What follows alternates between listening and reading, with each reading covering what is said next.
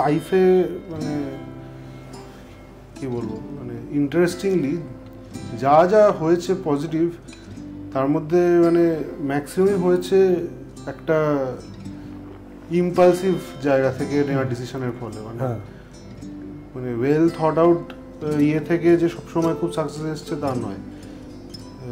আমি যে ইঞ্জিনিয়ারিংয়ের মানে আইটির চাকরিটা ছেড়ে তারপর ফিল্ম মেকিংয়ে আসবো সেটাও একটা একদিনের ডিসিশনে করা। তারপর আমি যে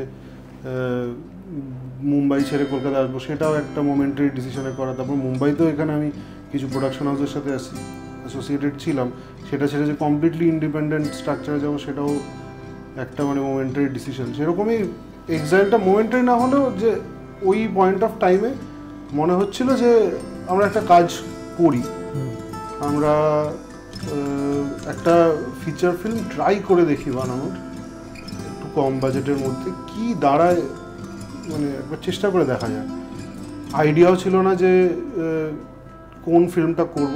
ইনফ্যাক্ট ওই যেটা তুমি বললে আমাদের ক্ষেত্রে জানি না, মেবি মানে এটা বললে আবার অনেকের খারাপ লাগতে পারে, কিন্তু যেহেতু আমরা একটা টেকনিক্যাল ব্যাকগ্রাউন্ড থেকে বিলং করছি আমাদের হয়তো ট্রেনিংটা এরকম হয়েছে যে একটা রিভার্স ইঞ্জিনিয়ারিং করার একটা টেন্ডেন্সি সবসময় আমাদের থাকে।